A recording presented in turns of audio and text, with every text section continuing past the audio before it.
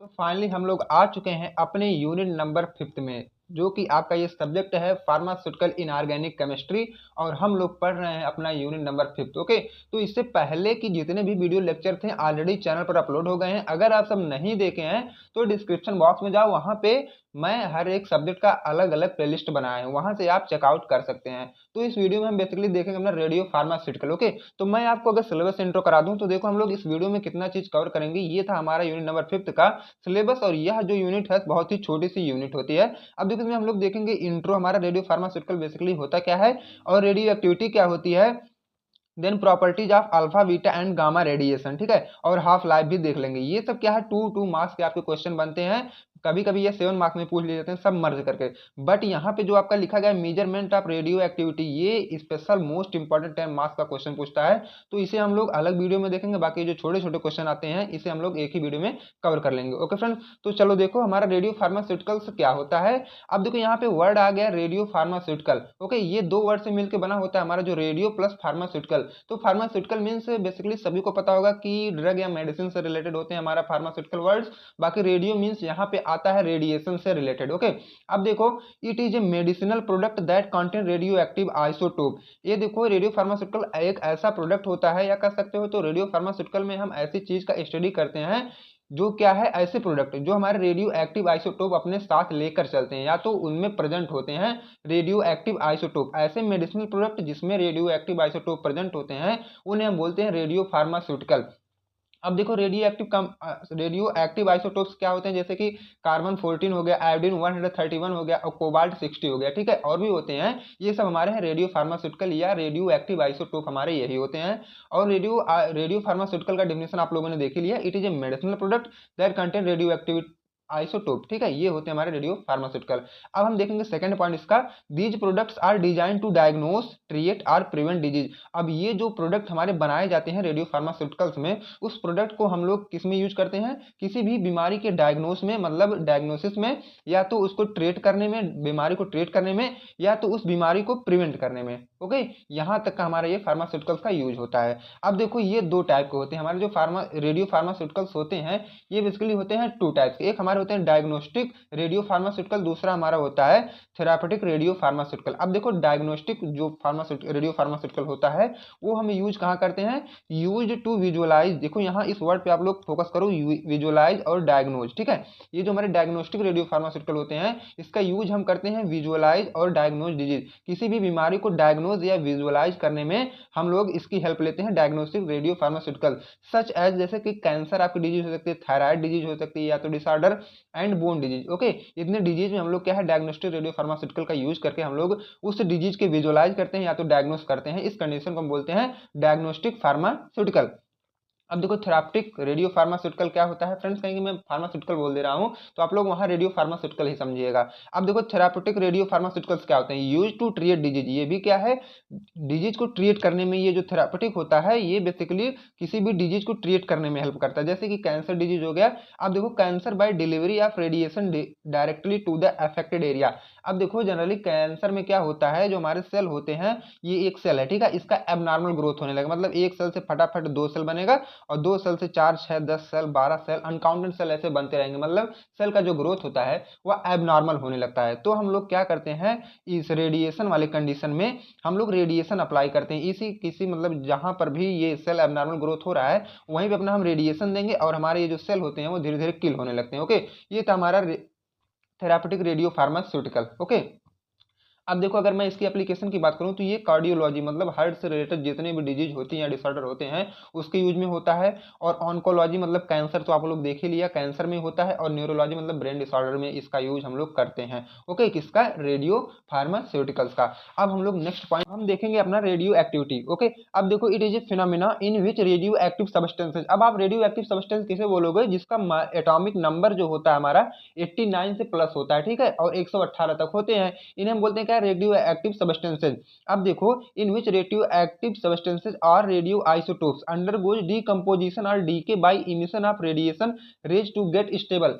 अब आप ये समझो, अगर कोई ये मोटा आदमी है, ठीक, अभी मैं समझने के लिए आपको बता रहा हूँ, मोटा आदमी है तो ये इतना ज्यादा मोटा हो गया कि अपने जो भी फिजिकल एक्टिविटी है वो करने में असमर्थ है, ठीक है, तो अपने आप को अनस्टेबल समझेगा। ओके।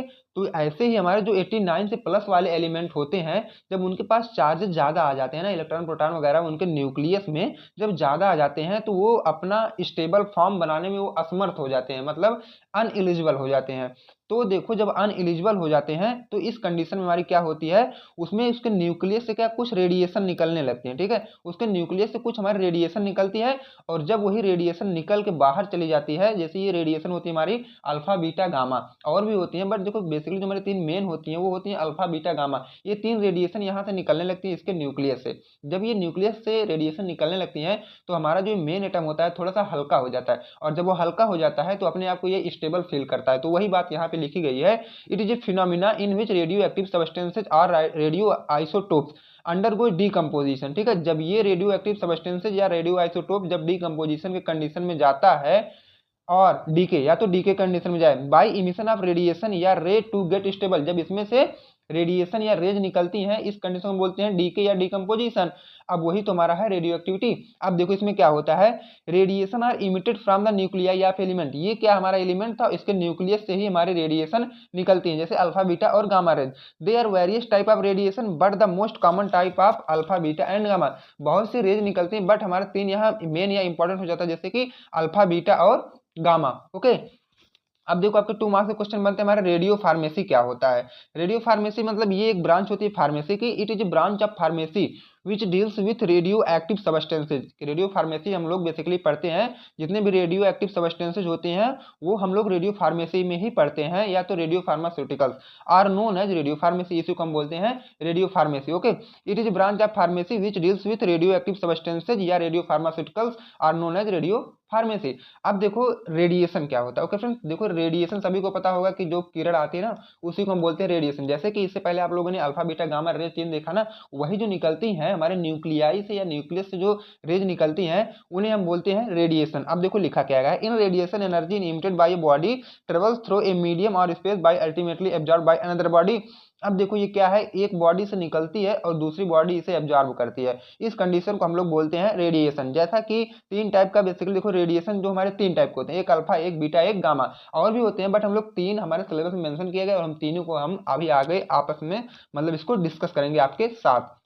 उसके बाद देखो प्रॉपर्टी ऑफ अल्फा रेडिएशन। अब तक तो हम लोग क्या अल्फा बीटा गामा रेडिएशन पढ़ते आ रहे हैं, लेकिन अब इनकी हम लोग प्रॉपर्टी भी देख लेते हैं कि प्रॉपर्टी ऑफ अल्फा रेडिएशन क्या होता है, बीटा की क्या होती है और गामा की क्या होती है।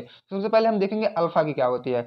Alpha particles are positively charge and heavy. इसे देखो जो अल्फा पार्टिकल होता है हमारा, इस पे बेसिकली क्या है पॉजिटिव चार्ज प्रेजेंट होता है, और यह वेट या मास में क्या है थोड़े से हैवी होते हैं, और भी मतलब alpha beta gamma sorry friends beta और गामा से इनका वेट जो होता है थोड़ा सा ज्यादा होता है। और इसका क्या है alpha particles have high ionising power. इसकी जो पावर होती है ना आयोनाइजिंग पावर ये ज्यादा होती है।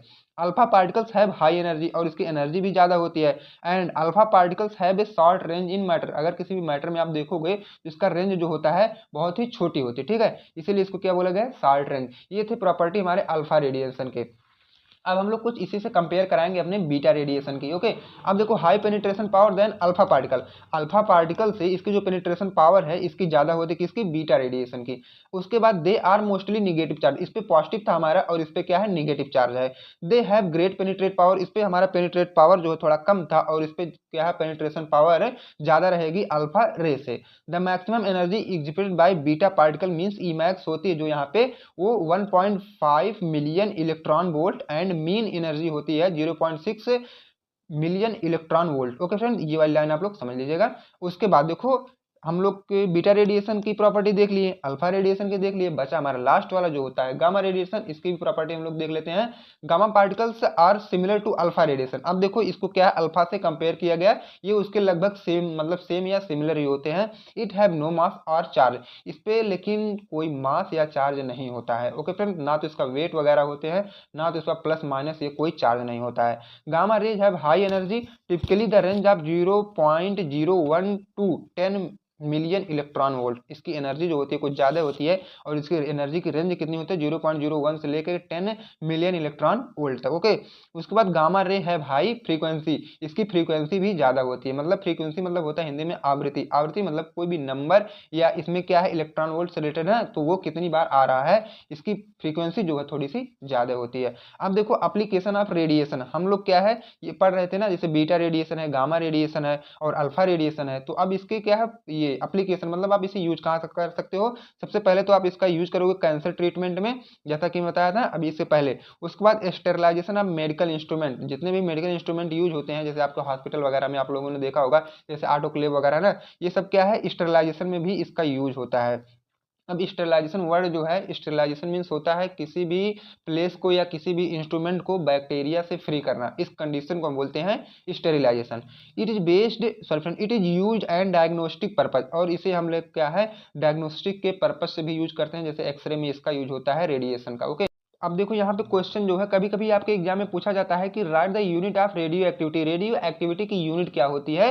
तो देखो आप कुछ मतलब इसमें से चार है, आप कोई भी लिख के आ सकते हो, जैसे कि क्यूरी है, दूसरा रोंटेजन है जिसको आप आर से बता सकते हो, और तीसरा क्या है RAD है, और चौथा क्या है एक्सपोजर रेट कांस्टेंट। ओके, ये सब क्या है हमारे रेडियो एक्टिविटी की यूनिट है। उसके बाद हम लोग देखेंगे डी के कांस्टेंट जो कि आपके 2 मार्क्स में आता है, जिसका सिंबल होता है lambda. Okay, the D K constant also known as disintegration constant is में measure of the rate at which unstable atom lose their radioactivity। अब देखो इसके पहले हम लोग क्या देख रहे थे कि न्यूक्लियस जिसका ज्यादा हो जाता है ना 100, वहां पे लिखा गया था 89 से प्लस वाले और 118 तक, तो इसमें बीच में जो भी एटम आते हैं उनमें क्या है न्यूक्लियस उसके भारी हो जाते हैं। तो भारी हो जाते हैं जब ये रेडिएशन के तो मतलब टाइप पे या फॉर्म से निकलते हैं, तो ये क्या इसका डीके हो रहा है, डीके मतलब क्षरण हो रहा है ना, इसके अंदर जितने भी रेडिएशन थे जो इसका वेट ज्यादा था वो धीरे धीरे करके निकल रहे हैं, तो इन्हें हम बोलते हैं डीके कांस्टेंट। ओके, अब देखो अगर ये वाली डेफिनेशन ना समझ में आई हो तो ये देखो, द डीके कांस्टेंट मींस क्या है लैम्डा है, is defined as the probability of the decay per unit time, किसी एक पर यूनिट टाइम में कितना डीके हो रहा है। मतलब ये जो हमारी पार्ट रेज थी ना, किसी एक यूनिट टाइम मतलब कह सकते हो तो 1 मिनट में वह कितनी निकल रही हैं, इसको जब हम फाइंड आउट करते हैं तो ये डीके कांस्टेंट कहलाता है। जैसे कि लैम्डा इक्वल टू -dN/dt/n। अब देखो जहाँ पे लैम्डा क्या है रेडियो एक्टिविटी है, रेडियो एक्टिविटी डीके या डिसइंटीग्रेशन कांस्टेंट। ओके, अब एन जो हमारी है क्वांटिटी है और टी बराबर क्या है आपका टाइम है। ये छोटा सा हमारा डेफिनेशन था डी के कांस्टेंट का। ओके, अब देखो हमारी हाफ लाइफ क्या होती है। हाफ लाइफ मींस ये भी 2 मार्क्स का कभी कभी पूछा जाता है। Half life is the time it's take for half of the atom in a sample of a radioactive substance to decay. अब वही जो हमारा डीके हो रहा है ना, मतलब क्या है जो रेज निकल रही है अल्फा बीटा गामा जो रेज निकल रही है उसी का हमें क्या है टाइमिंग, आप इसके पहले आप लोग मतलब फाइंड कर रहे थे पर यूनिट टाइम, ठीक है। अब उसी के जब हम लोग आधा कर देते हैं तो इस कंडीशन को बोला जाता है हाफ लाइफ। अब देखो हम इसे मेजर करने के बहुत सी यूनिट होती है, जैसे सेकंड है, मिनट है, आवर्स है, ईयर्स है, ठीक है, बहुत में हम लोग इसे फाइंड आउट कर सकते हैं, जिसका ये फार्मूला है टी हाफ इक्वल टू क्या 0.693/लैम्डा। ये हाफ लाइफ का हमारा क्या है एक छोटा सा फार्मूला। अब जब हम नेक्स्ट लेक्चर में आपसे मिलेंगे तो मेजरमेंट ऑफ ये रेडियो एक्टिविटी, ठीक है, जो आपके एग्जाम के लिए बहुत मोस्ट इंपॉर्टेंट हो जाता है। अगर आप चैनल पे नए हैं तो प्लीज चैनल को सब्सक्राइब कर लें ताकि नेक्स्ट वीडियो का इन्फॉर्मेशन सबसे पहले आप तक पहुंचे। ओके फ्रेंड, मिलते हैं नेक्स्ट वाली वीडियो में, तब तक के friend bye bye, take care.